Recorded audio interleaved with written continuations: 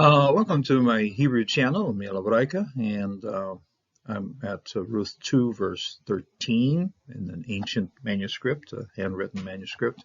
All the words tend to be pulled together. And for some people who go at it the first time, they go, oh boy, it's kind of hard, but it's something you get used to. Not after a while, it isn't such a big deal. And in fact, what it does do is it makes you see that everything is one package. It's one passage. So when you put all your words together, it certainly unifies the whole thing.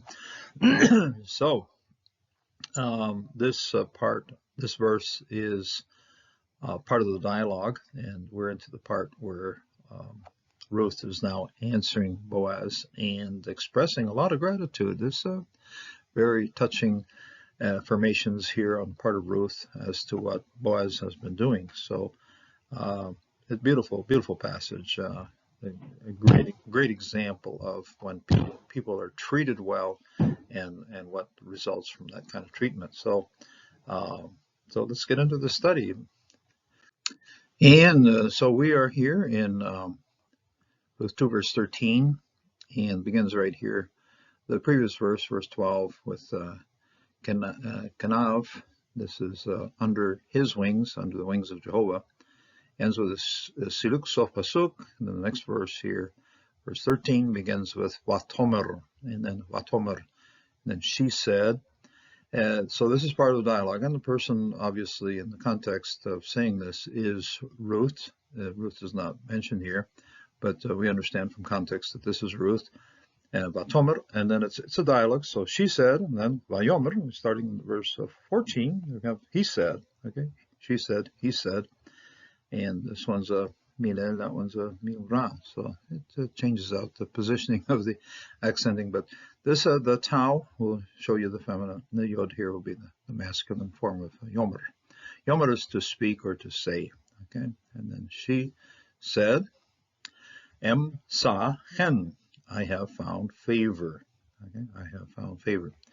This third time out for this particular verb, the matzah, begins at the beginning of the chapter, Ruth 2, verse 2, and the exactly the same phrase here, matzah, favor, in the place in which I would find favor, I might find favor, the man or the place where I would find favor.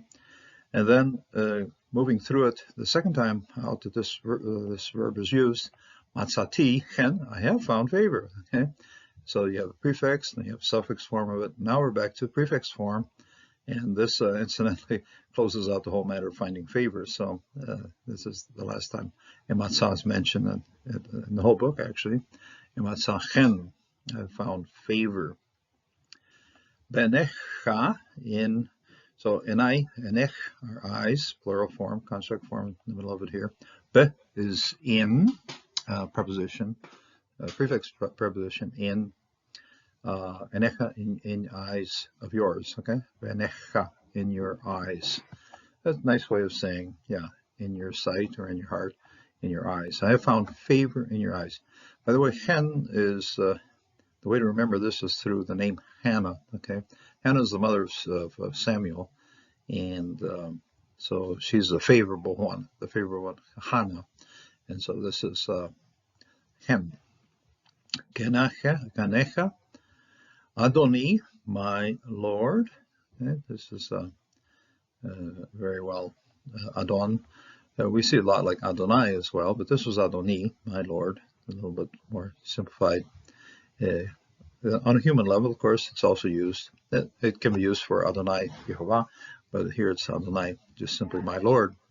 An important personage, of course, standing there before Ruth. Ki, because Nicham Tani. Nicham is to comfort, and we see it in the name, if you're going to remember it, we see it in the prophet Nahum, he's the comforter, and we see it also Nehemiah, which is Jehovah comforts. So Niham Yah, okay, Niham Yah is Jehovah comforts.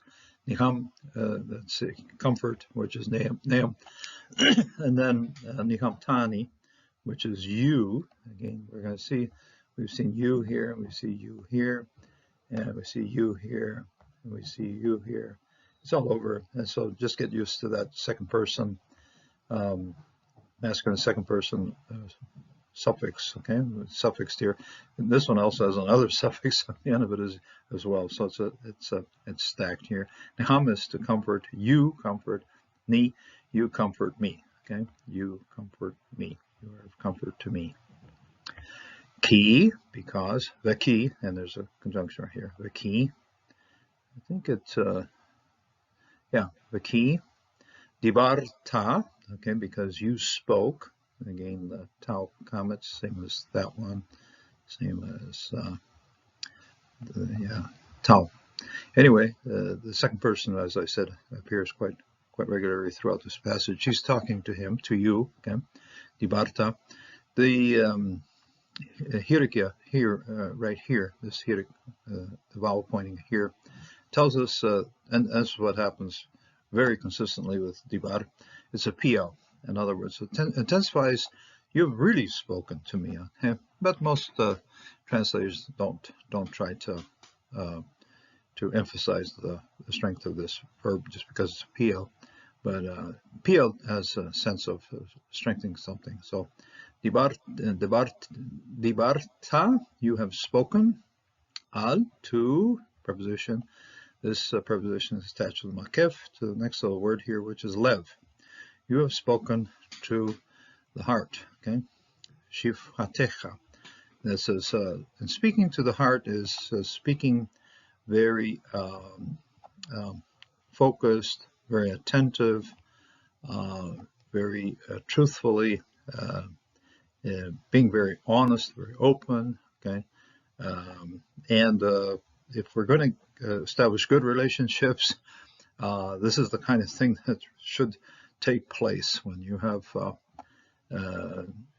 especially in a marriage, or especially in friendships, or really to be able to live with people. Speak to the heart. Don't just shoot off sideways, but speak directly and speak honestly and speak to what fits in that other person's heart. So, Alev shifatecha, into the heart of your servant. Like I said, ha appears quite frequently here.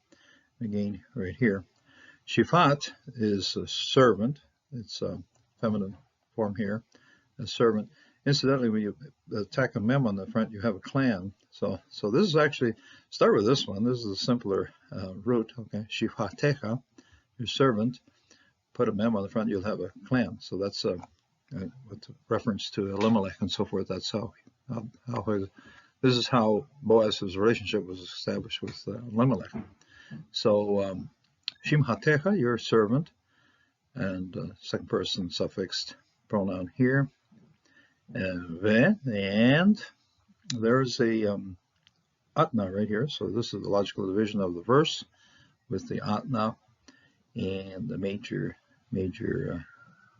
accent there. Anochi, and I, longer form. Ruth, I think the entire book uses consistently the longer form of the first person singular pronoun, independent pronoun here. Anochi, and I, lo, not, okay. Echye, I am, okay, I am. Happens to be exactly the same as in Exodus 3, okay. I am who I am. Asher ehye. You see over there, Jehovah is speaking to Moses. Fortunately, here Ruth is saying, "Lo ehye, I am not." Okay, so I am not. If you're going to get profoundly theological, you could say sort of way back, meaning is I'm not Jehovah. Okay, I'm not ehye. But it's just simply, I am not, okay? So just keep it simple here. Just, lo ehye, I am not. As, so this is a comparative he, okay? As a hat, I am not as one, okay? And we've seen this word ehat previously in our passage. We saw it when Orpha and Ruth are introduced at the start of the story. And Orpha was ehat, and Ruth was Shanit. Now Ruth has moved up a little bit, okay? Now she is one, okay? As one, okay? So in Ruth 1, first time we see her, she's Shanit, and here she's Ehat, okay? Now as one, just one among many, okay?